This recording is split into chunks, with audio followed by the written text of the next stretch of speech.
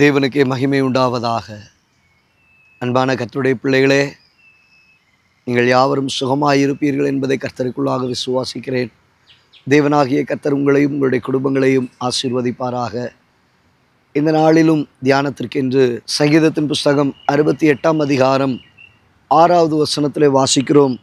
தேவன் தனிமையானவர்களுக்கு வீடு வாசல் ஏற்படுத்தி. தேவ பிள்ளையே, ஆண்டவராகிய கர்த்தர் உங்கள் வாழ்க்கையில் ஆசீர்வாதத்தை அவர் கொடுக்க விரும்புகிறார். ஆசீர்வாதத்தை பெற்றுக்கொள்ளும்படி கர்த்தர் விரும்புகிறார். அவரை ஏற்றுக்கொண்டவர்கள், அவரை பற்றி கொண்டவர்கள் வாழ்க்கையில் தேவனாகிய கர்த்தர் தம்முடைய ஜனத்தை ஆசீர்வதிப்பதே அவருக்கு பிரியமாயிற்று. வேதத்தில் வாசிக்கிறோம், இஸ்ரவேலை ஆசீர்வதிப்பதே அவருக்கு பிரியம். ஆமேன், ஆமேன். ஆவிக்குரிய இஸ்ரவேலர்களாகிய தேவ ஜனங்களாகிய நீங்கள், இரத்தத்தினாலே கழுவப்பட்ட நீதிமான்களாகிய ஆவிக்குரிய இஸ்ரவேலராகிய தேவ பிள்ளைகளை கர்த்தர் ஆசீர்வதிக்க விரும்புகிறார். இஸ்ரவேலை ஆசீர்வதிப்பதே அவருக்கு பிரியம்.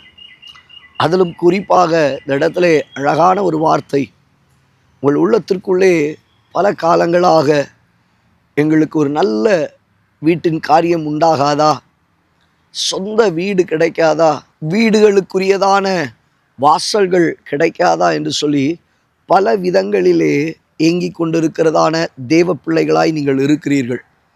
அடிக்கடி என்னுடைய விசுவாசிகளுக்கு நான் சொல்லுகிறது உண்டு, தேவன் கொடுத்த அருமை பிள்ளைகளுக்கு சொல்லுகிறது உண்டு. ஒரு சின்ன வீட்டில் இருக்கிறீங்களா, அடுத்த லெவலில் அடுத்த ஒரு பெரிய வீட்டுக்கு போயிடணும்.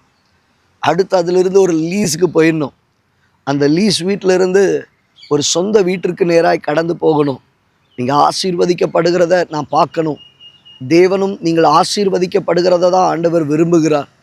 இப்போது உள்ளிருக்கிறதான இயக்கங்கள், ஒரு ஆவிக்குரிய தகப்பனுடைய இயக்கங்கள், ஒரு மெய்ப்பனுடைய இயக்கங்கள் அதுவாய் தான் இருக்கிறது. என்னன்னா, என் பிள்ளைகள் ஆசீர்வதிக்கப்பட வேண்டும் என்பது.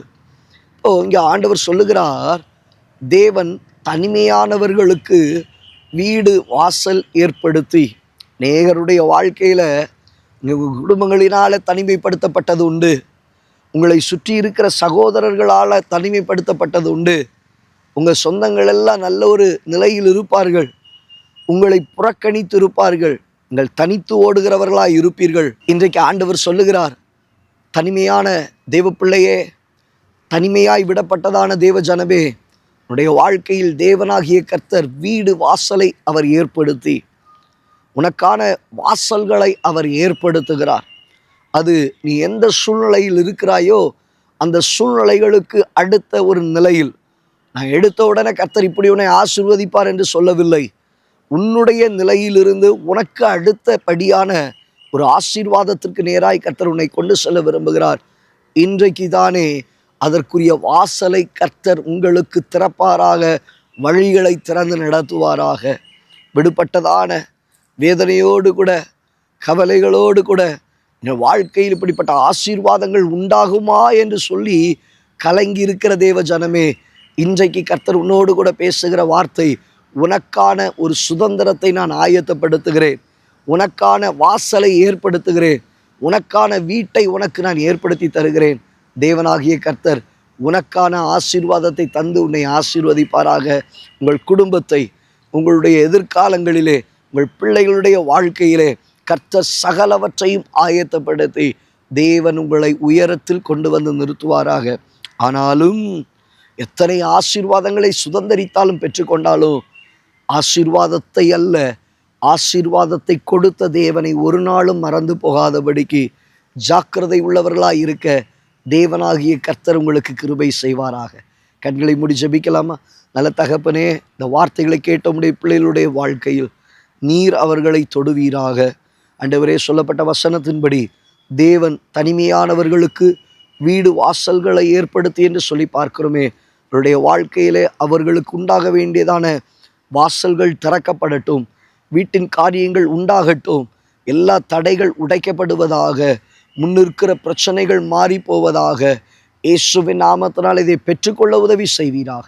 இயேசுவின் நாமத்தில் பிதாவே, ஆமென். ஆம் தேவ பிள்ளையே, என்னை எதிர்பார்ப்போடு கூட இருக்கிறீர்களோ, இந்த இடத்துல கர்த்தர் உங்களுக்கான காரியங்களை செய்வார்.